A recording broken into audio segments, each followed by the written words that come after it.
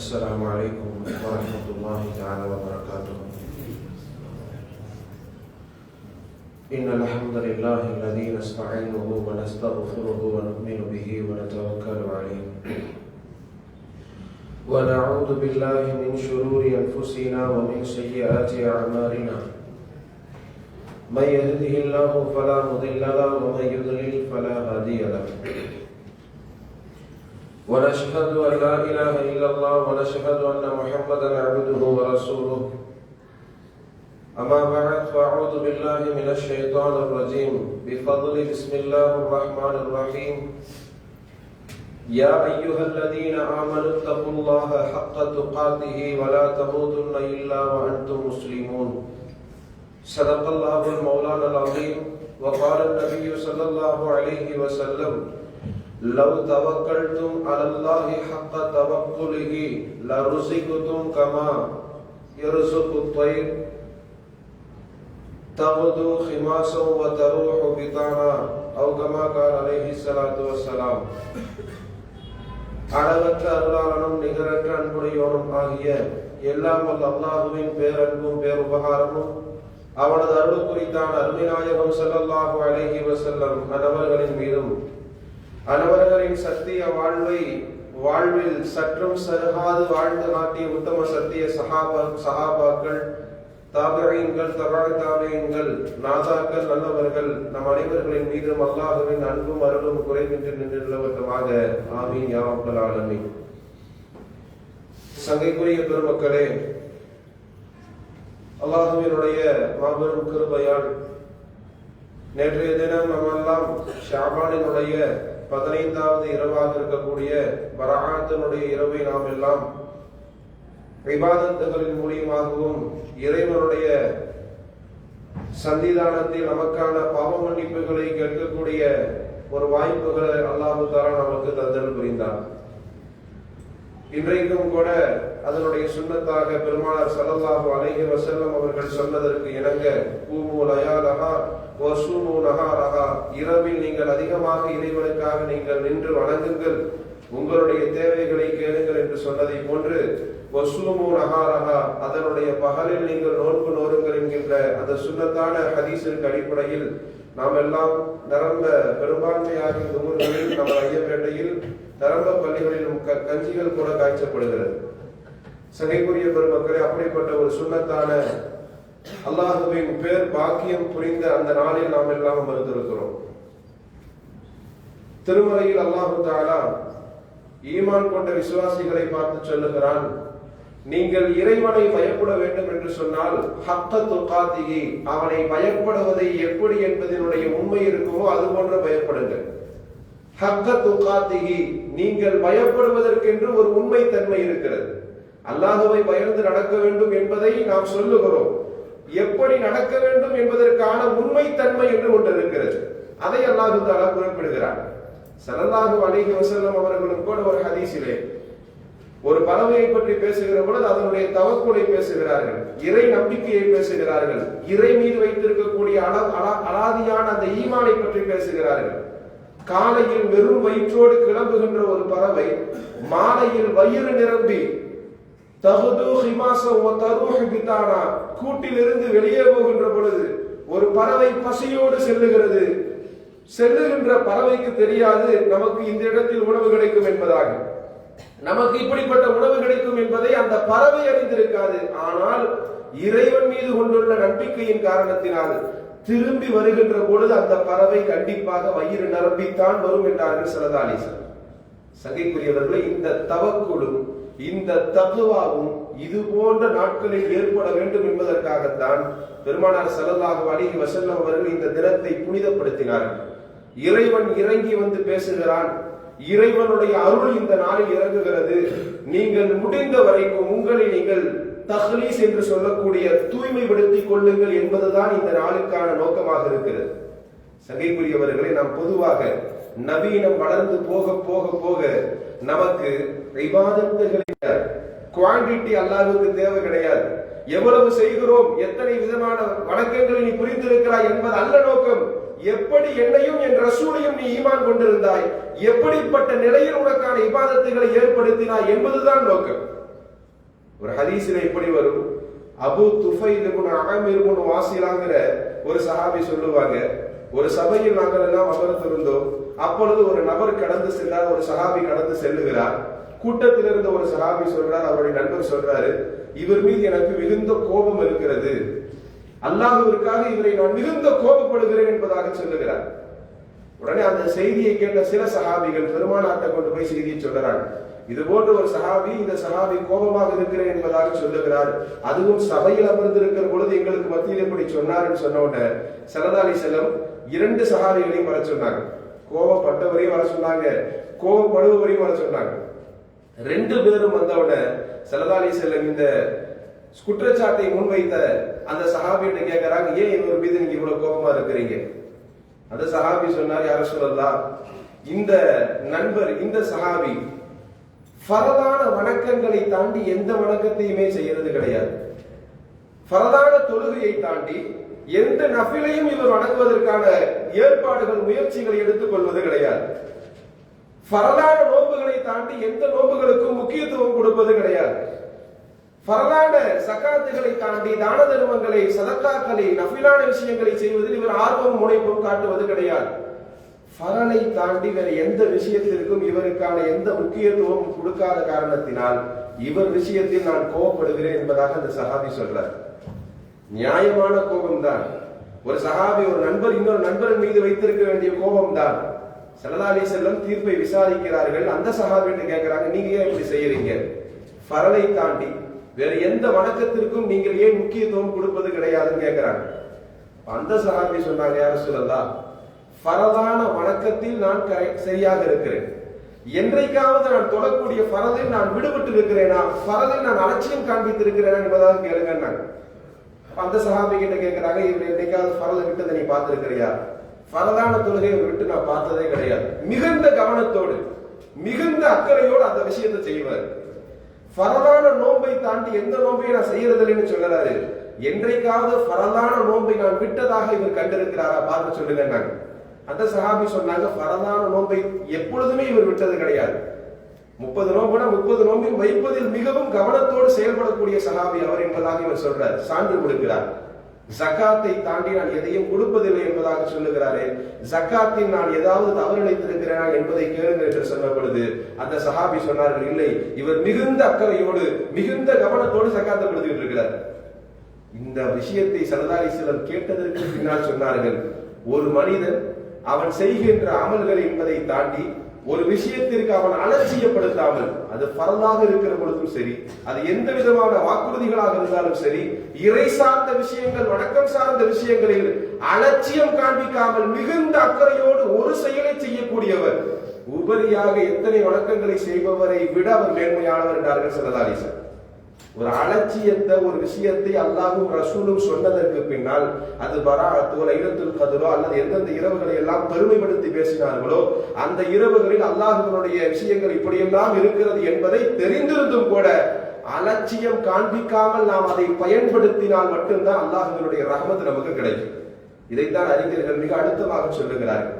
சகைக்குரியவர்களை மிகுந்த விஷயங்கள்ல ஸல்லல்லாஹு அலைஹி வஸல்லம் அதை பாவித்து பேசியிருக்கிறார்கள், புகழ்ந்து பேசியிருக்கிறார்கள். ஒரு சாதாரணமாக நாம் நினைக்கக்கூடிய பள்ளிகள் எத்தனை ஹதீஸ்கள் இருக்கிறது தெரியுமா? பள்ளியினுடைய மகோத்தரம் பேசுகின்ற, பள்ளியின் மாண்பை பேசுகின்ற ஸல்லல்லாஹு அலைஹி வஸல்லம் ஒரு தொழுகைக்கும் இன்னொரு தொழுகைக்கும் மத்தியமத்தில் இருக்கக்கூடிய விஷயங்களில் அவர்கள் பேசிய பாக்கியங்களான விஷயங்கள் நிரம்ப இருக்கிறது. ஒரு சஹாபியின் ஒரு கூட்டத்திலே மஸ்ஜித் நபவியிலே மக்ரிப் தொழுததற்கு பின்னால் சஹாபிகள் எல்லாம் சில பேர் இஷா வரைக்கும் அமர்ந்திருக்கிறார்கள்.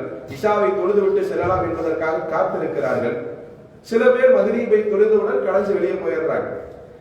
சரியாக இஷாவினுடைய பாங்கை சொல்லி முடித்தவுடன் ஸல்லல்லாஹு அலைஹி வஸல்லம் வேகமாக பள்ளிக்குள் வருகிறார்கள். வந்தவர்கள் மிக இன்பத்தோடு, மிக ஆரவாரத்தோடு சஹாபிகளுக்கு முன்னால் சொல்லுகிறார்கள், உங்களுக்கு ஒரு சுப செய்தி அல்லாஹ்விடத்திலிருந்து வந்திருக்கிறது, உங்களுக்கு ஒரு சுப செய்தி அல்லாஹ்விடத்திலிருந்து வந்திருக்கிறது. என்ன காரணம்? மக்ரிபுக்கும் இஷாவிற்கும் மத்தியமான நேரத்தில் நீங்கள் காத்திருந்தீர்கள் அல்லவா? ஒரு தொழுகைக்கும் இன்னொரு பிரதான தொழுகைக்கும் மத்தியில் நீங்கள் காத்திருந்த காரணத்தினால் சொர்க்கத்தின் உங்களுக்கென்று ஒரு வாசலை அல்லாஹ் திறந்து வைத்திருக்கிறார் என்கின்ற சுபச்சோபனம் இப்பொழுது எனக்கு அறிவிக்கப்பட்டது என்பதாக அருமைநாயகம் ஸல்லல்லாஹு அலைஹி வஸல்லம் சொல்றாங்க. ஒரு சின்ன விஷயம் தான், பள்ளிகளில் அமர்ந்திருப்பதையும் கூட பெருமானார் பெருமிதத்தோடு பேசி இருக்கிறார்கள். இன்னமும் சொல்ல போனால் ஒரு ஹதீஸ் இப்படி வரும், நாளை மறுமையிலே யதுஊனல் மலாயிகா, மலக்குகள் சில பேரை அழைப்பார்கள். அவர்களில் சிலர் எப்படி இருப்பார்கள் என்று சொன்னால் கல் கவாக்கிப், நட்சத்திரங்களை போன்று ஜொலிப்பார்கள்.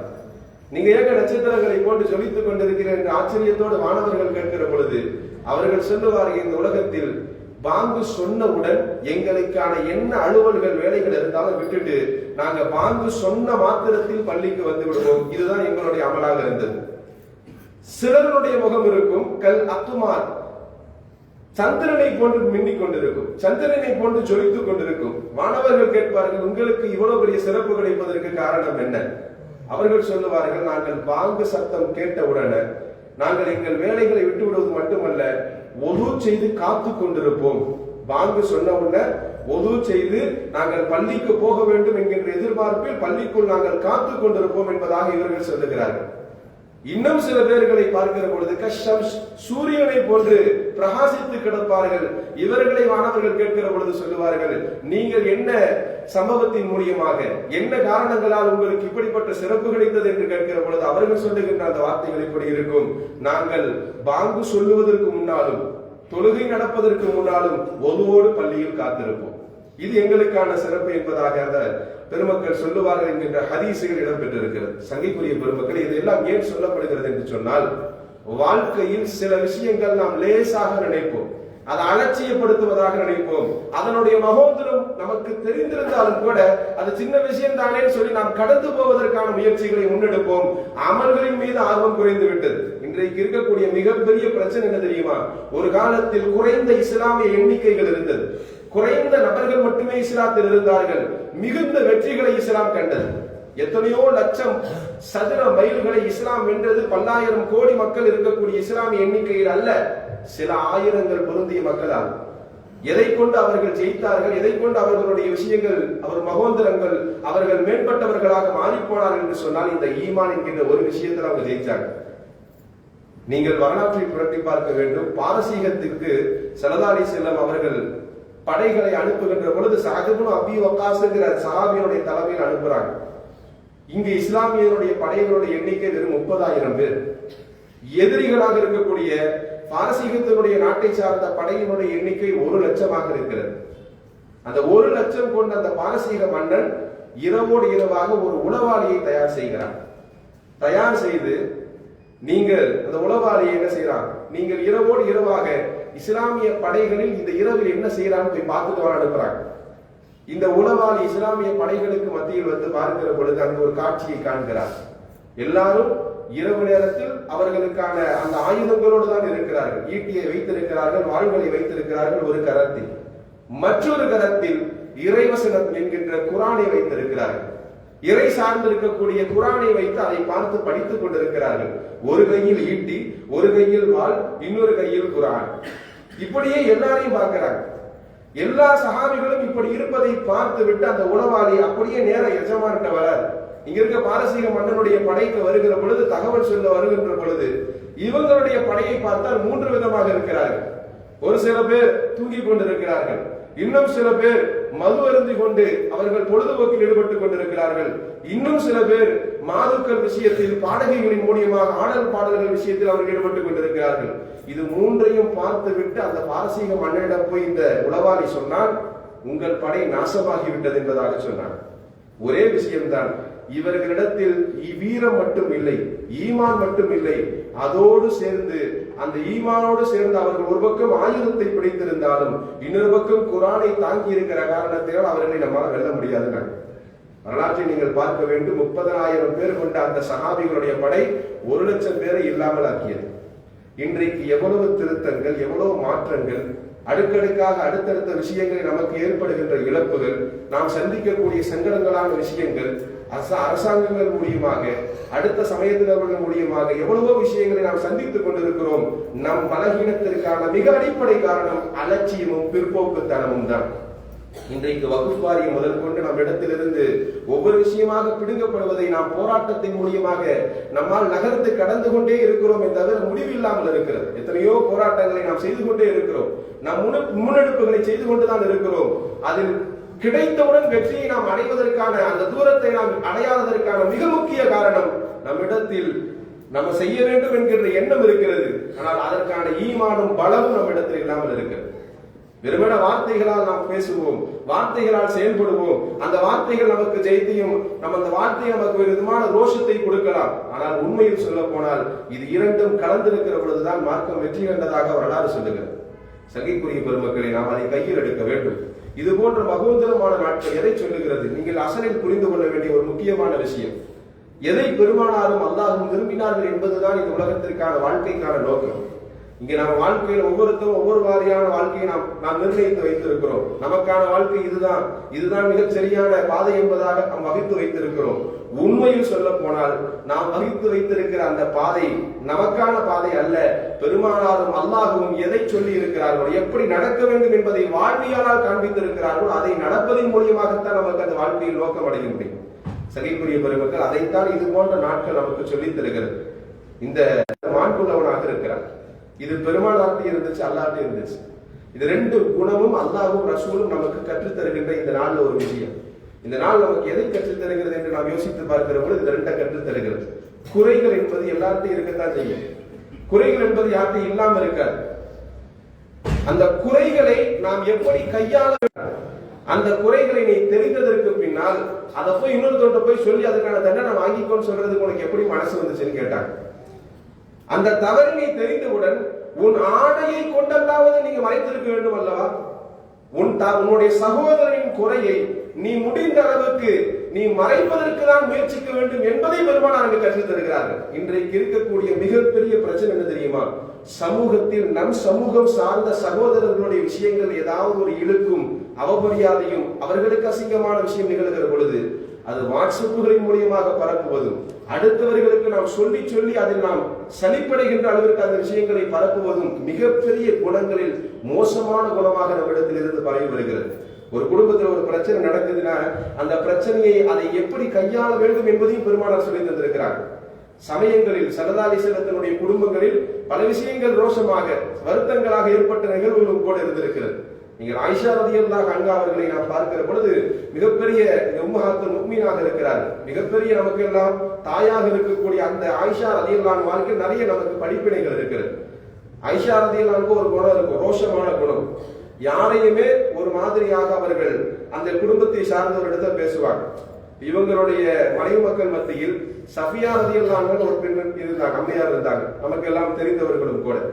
அந்த சஃபியா ரலியல்லாஹு அன்ஹா அவங்க ஸல்லல்லாஹு அலைஹி வஸல்லம் திருமணம் முடிப்பதற்கு முன்னால் யூத பெண்மணியாக இருந்தாங்க. யூத கோத்திரத்தை சார்ந்த பெண்மணி அந்த போரின் கைதியாக வந்ததற்கு பின்னால் பெருமானார் அவர்கள் இஸ்லாத்தை ஏற்க வைத்து மனைவியாக மாற்றிக் கொள்கிறார்கள். இப்ப இவர்களை சந்திக்கிற பொழுதெல்லாம் ஆயிஷா ரலியல்லாஹு அன்ஹா சொல்றாங்க, நீ ஒரு யூதரை சார்ந்த பெண், யூதனுடைய தாய் தந்தையருக்கு பிறந்த பெண் என்பதாக அவர்களை கேலி செய்கிறார்கள். இந்த விஷயத்தை பொறுத்து கொள்ள முடியாத சஃபியா அம்மையார் ஸல்லல்லாஹு அலைஹி வஸல்லம் செய்தியை கொண்டு போய் சொல்றாங்க, யா ரசூலல்லாஹ், என்னை ஆயிஷா பார்க்கிற பொழுதெல்லாம் இப்படியே சொல்லுகிறார், எனக்கு கவலையாக இருக்கிறது. ஸல்லல்லாஹு அலைஹி வஸல்லம் ஆயிஷா ரலியல்லாஹு அன்ஹா பத்தி இந்த இடத்துல குறை சொல்லல. சஃபியா ரலியல்லாஹு அன்ஹா ஆயிஷா ரலியல்லாஹு அன்ஹா பத்தி தப்பா சொல்லல. பெருமானார் சொன்ன அந்த விதத்தை நாம் கவனிக்க வேண்டும். ஒரு உம்மத் இதைத்தான் கற்றுக்கொள்ள வேண்டும். ஒருவரை பற்றி ஒரு குறை நம் காதுகளுக்கு வருகிற பொழுது எப்படி கையாண்டார்கள். ஸல்லல்லாஹு அலைஹி வஸல்லம் சொன்னாங்க, சஃபியா, நீ போய் ஆயிஷாவிடம் சொல், நீ யூத பெண்மணி என்றாலும் கூட உன்னுடைய தந்தை ஹாரூன் அலைஹிஸ்ஸலாம் அவர்களாக இருக்கிறார்கள், உன்னுடைய சிறிய தந்தை மூசா அலைஹிஸ்ஸலாம் அவர்களாக இருக்கிறார்கள், உன்னுடைய கணவர் நபி ஸல்லல்லாஹு அலைஹி வஸல்லம் அவர்களாக இருக்கிறார்கள்.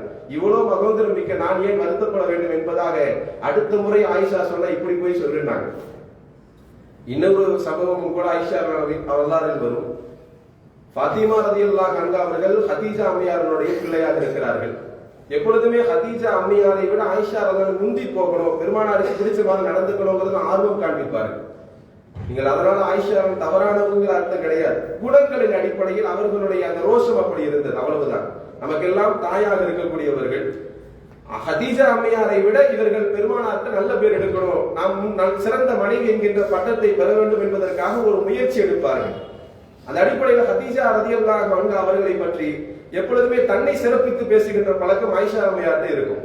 ஃபாத்திமா ரலியல்லாஹு அன்ஹாட்ட ஆயிஷா அவர்கள் சொல்றாங்க, உன் தாய் ஹதீஜா அவர்கள் பெருமானார் ஸல்லல்லாஹு அலைஹி வஸல்லம் அவர்களை திருமணம் முடிக்கிற பொழுது விதவையாக இருந்தார்கள். அவர்களுக்கு ஏற்கனவே குழந்தை இருந்தது, விதவையாக இருந்தார்கள். விதவையாக இருந்த காரணத்தினால் அவர்கள் சிறப்பு குறைந்தவர்கள். நான் பெருமானாரை திருமணம் முடிக்கிற பொழுது கன்னி பெண்ணாக இருக்கிறேன், எனவே உங்கள் ஹதீஜாவை விட நான் சிறந்தவள் என்பதாக ஃபாத்திமா ரலியல்லாஹு அன்ஹா பேசுறாங்க. ஒரு விதமா அவங்களை கையாளுறாங்க. ஃபாத்திமா ரலியல்லாஹு அன்ஹா பெருமானார் இந்த செய்தியை சொல்லுகிற பொழுது அப்பொழுதும் பெருமானார் கோபப்படல. ஒரு விஷயம் குறைகள் காதுகளுக்கு குடும்பங்கள் ரீதியாக வருகிற பொழுது எப்படி அதை கையாண்டார்கள்? ஆயிஷா ரலியல்லாஹு அன்ஹா அப்படி சொன்னாங்கிற செய்தியை ஃபாத்திமா ரலியல்லாஹு அன்ஹா பெருமானார் வந்து சொன்ன பொழுது பெருமானார் சொன்னார்கள், ஃபாத்திமா, நான் ஹதீஜாவை திருமணம் முடிக்கிற பொழுது ஹதீஜா விதவையாகத்தான் இருந்தார்கள். ஹதீஜா என்னை திருமணம் முடிக்கிற பொழுது நான் கன்னி பெண்ணாக இல்ல, கன்னியனாக இருந்தேன். என்னை யாரும் திருமணம் செய்யவில்லை, நான் ஒரு கன்னி பையனாக இருந்தேன். இப்பொழுது ஆயிஷா ரலியல்லாஹு அன்ஹா என்னை திருமணம் முடிக்கிற பொழுது நான் கன்னி பையன் கிடையாது. அதற்கு பின்னால் நான் நிரம்பல் அவர்களை நான் திருமணம் முடித்திருக்கிறேன். அந்த வரிசையில் ஆயிஷா ரலியல்லாஹு அன்ஹா பார்க்கிறப்ப நான் கன்னி பையனாக இல்லாத தருணத்தில் தான் ஆயிஷா ரலியல்லாஹு அன்ஹாவை திருமணம் முடித்திருந்தேன். எனவே ஹதீஜாவை நான் திருமணம் முடிக்கிற குற்றத்தை காண்பித்தவுடன், ஒரு குடும்பத்தில் ஏற்படுகின்ற பிரச்சனையை பார்த்தவுடன் ரெண்டு பேர்த்தையும் பிரித்து விடுவதற்கான எந்த முயற்சியும் பெருமானார் எடுத்தது கிடையாது. ஒரு சின்ன வார்த்தையிலும் கூட ஆயிஷாவை தவறாக ஸல்லல்லாஹு அலைஹி வஸல்லம் அவர்கள் பேசியது கிடையாது. அவர்கள் எவ்வளவு விஷயங்களை செய்தாலும் ரோஷமா வருகின்ற அளவிற்கு, கோபம் ஏற்படுகின்ற அளவுக்கு, தன் வாழ்க்கையில் எவ்வளவு சம்பவங்கள் நடந்தாலும் பெருமானார் இரு சகோதரர்களையும் இரு மக்களையும் இணைப்பதற்காக தான் அவர்கள் முயற்சித்தார்கள் என்பதுதான் வரலாறுகள் சொல்லுகின்ற உண்மை. அதனாலதான் மார்க்கத்தில் சில நேரங்களில் போய் சொல்லலாம். அது என்ற போர்க்காலங்களில் பொய் சொல்லுவதற்கான அனுமதிகள் 3 இடங்களில் கொடுக்கப்பட்டிருக்கிறது. ஒன்று போர்க்காலங்களில் சொல்லிக் கொள்ளலாம், அல்லது கணவன் மனைவிக்கு மத்தியில் பிரச்சனை ஏற்படுகின்ற பொழுது அந்த பிரச்சனையை தீர்த்து வைப்பதற்காக இவரை பற்றி கொஞ்சம் மிகுதியாகவும் அவரை பற்றி கொஞ்சம் மிகுதியாகவும் பேசி புகழ்களை பேசி அவர்களை சேர்த்து வைப்பதற்கு பொய்கள் சொல்லலாம். இரு நண்பர்கள் சண்டையிட்டுக் கொள்கின்ற பொழுது அவர்களை சேர்த்து வைப்பதற்கு பொய்கள் பேசலாம் என்பதாக 3 இடங்களை நாம் மார்க்கம் நமக்கு கற்றுத் தருகிறது. சங்கைக்குரிய பெருமக்கள், இதை நான் சொல்ல வருகின்ற செய்தி இன்றைக்கு இருக்கக்கூடிய அவலங்களான நிலையில ஒன்று. இந்த நாள் நமக்கு கற்றுத் தருகிற ஒரு செய்தி என்னவென்றால், நீங்கள் பிறரின் குறையை மறைத்து மன்னிக்க பழகிக்கொள்ள வேண்டும் என்பதுதான் பராத் நமக்கு தருகின்ற படிப்பனை. இதை இந்த தினத்தில் அல்லாஹ் தஆலா நாம் பின்பற்றுவதற்கான வாய்ப்புகளை தருவானாக. இனி வர இருக்கிற மாதம் சிறப்புக்குரிய மாதமாக இருக்கிறது. நம்ம எல்லாம் அறிந்திருக்கிற ரமலான், அதை அடைய இருக்கிறதற்கு முன்னால் நம்மை சரி செய்து கொள்வதற்காகவும் நம்மை ஒருங்கிணைத்துக் கொள்வதற்காகவும் இந்த மாதம் அல்லாஹ் தஆலா நமக்கு ஷாபானை கொடுத்திருக்கிறார். அமல்களின் மீது பேர் ஆர்வம் வேண்டும், அதிகமாக நாம் தான தர்மங்களை செய்வதற்கு முனைப்பும் ஆர்வமும் காண்பிக்க வேண்டும். பெருமானார் பிடித்த அந்த கோட்டில் நாம் பயணிப்பதற்கு முயற்சிக்க வேண்டும் என்பதுதான் இந்த ஷாபான் நமக்கு கொடுக்கக்கூடிய மிகப்பெரிய பாடமாக இருக்கிறது. அல்லாஹ் தஆலா இந்த மாதத்தில் இதை ஏற்று நடப்பதற்கான சங்கைக்குரிய மனிதர்களாக அல்லாஹ் தஆலா நம் அனைவர்களையும் ஆக்கி அருள் புரிவானாக. வாஹிரு தஅவானா அல்ஹம்துலில்லாஹி ரப்பில் ஆலமீன். ஒரு அறிவிப்பு, வக்ஃப் சட்ட திருத்த மசோதாவை ரத்து செய்ய கோரி இன்ஷா அல்லாஹ் வருகின்ற 15/2/2025 சனிக்கிழமை, அதாவது நாளை மாலை 4 மணி அளவில் கும்பகோணத்தில் நடைபெற இருக்கிற மாபெரும் கண்டன ஆர்ப்பாட்டத்தில் ஜமாத் உலமா தலைவர்கள், தமிழகத்தின் தலை சிறந்த பேச்சாளர்கள், மதச்சார்பற்ற கூட்டணியின் அரசியல் பெருமக்கள், இது போன்ற நிரம்ப நபர்கள் கலந்து கொள்ள இருக்கிறார்கள். அது சமயம் நமது ஊரில் புருனே தாருஸ்ஸலாம் விருந்து கூடத்தின் அருகில் குழந்தை சென்று வர ஜமாத் சபை மூலியமாக வேன் வசதி ஏற்பாடு செய்யப்பட்டுள்ளது. சரியாக 3 மணிக்கு வேன் புறப்பட இருக்கிறது. இந்த கண்டன ஆர்ப்பாட்டத்தில் கலந்து நமது கண்டனமான பதிவுகளை பதிவு செய்யுமாறு ஜமாத் சபை கேட்டுக்கொள்கிறது. அதோடு மட்டுமின்றி கடந்த வாரம் சொன்னதை போன்று இந்த வக்ஃப் சட்ட திருத்த மசோதாவிற்கான அந்த வசூல் செய்வதற்கான அந்த விஷயங்களை சொல்லப்பட்டது. கடந்த வாரம் அதற்கான நன்கொடைகளை வழங்காதவர்கள் இந்த வாரம் எடுத்து வந்தவர்கள் வழங்கலாம். அதற்கான ஏற்பாடுகள் நமது பள்ளியில் செய்யப்பட்டிருக்கிறது. அது மட்டுமின்றி இன்ஷா அல்லாஹ் நமது இன்றைக்கு இந்த பராத்தினுடைய நோன்பை முன்னிட்டு நமது பள்ளியில் இன்ஷா அல்லாஹ் கஞ்சி காய்ச்சப்படுகிறது. அசர் தொழுகைக்கு பின்னால் எல்லாருக்கும் கஞ்சி விநியோகம் செய்ய இருக்கிறது. அனைவரும் வந்து வாங்கிக் கொள்ளுமாறு கேட்டுக்கொள்கிறது.